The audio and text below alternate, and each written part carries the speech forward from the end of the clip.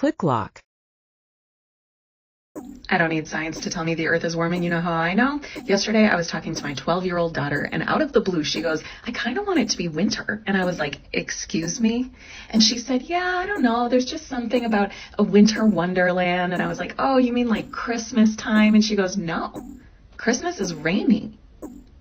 Middle Eastern city saw 18 months of rain in one day, and there are suspicions it could be due to cloud seeding. The United Arab Emirates has used the controversial technique to meddle with Mother Nature, sending aircraft equipped with salt flares into the clouds to induce rainfall for the desert country. Although officials say cloud seeding was not done ahead of the torrential downpour. Here are some of the places around the world that have flooded this month. Pakistan, 1/3 is underwater. South Korea, Sudan, New Zealand, Iran, Indonesia, China, while the other half of the country is in an unprecedented drought. Uganda, Afghanistan, which also just experienced drought, the US, Thailand, and Nigeria.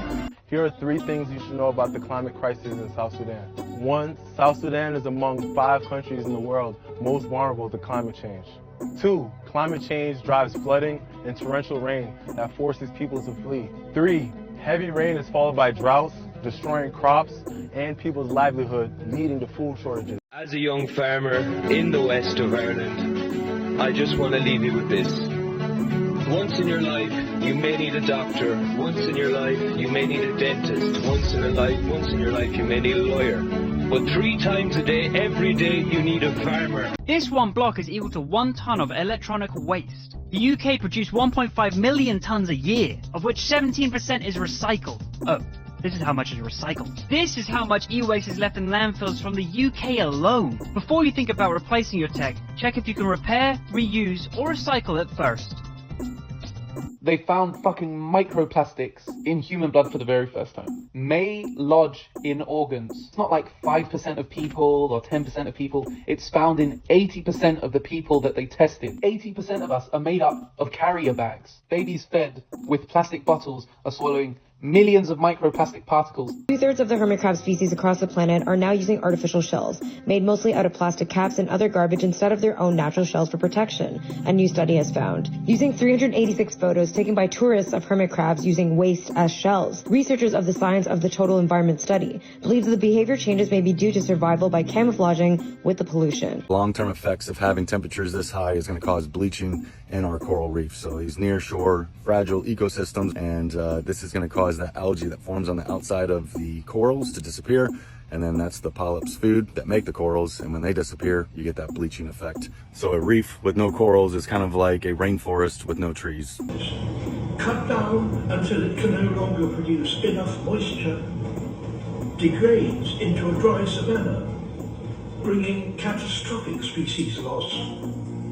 As the ocean continues to heat and becomes more acidic, coral reefs around the world die. You can hire electric bikes and ride round to see it. We visited technology and innovation, and they let me take over cybersecurity.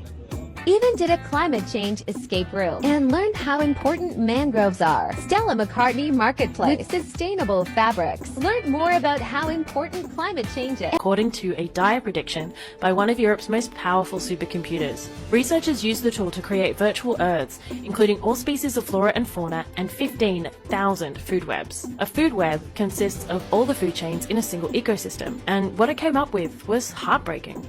The results showed cascading extinctions are unavoidable. This is Sinai 5, a remote research base in Antarctica.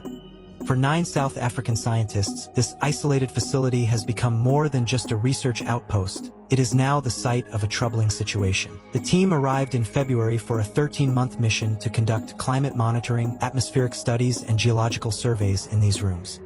People are suffering. People are dying. Entire ecosystems are collapsing. We are in the beginning of a mass extinction, and all you can talk about is money and fairy tales of eternal economic growth. How dare you? How dare you? How dare you? CLICKLOC.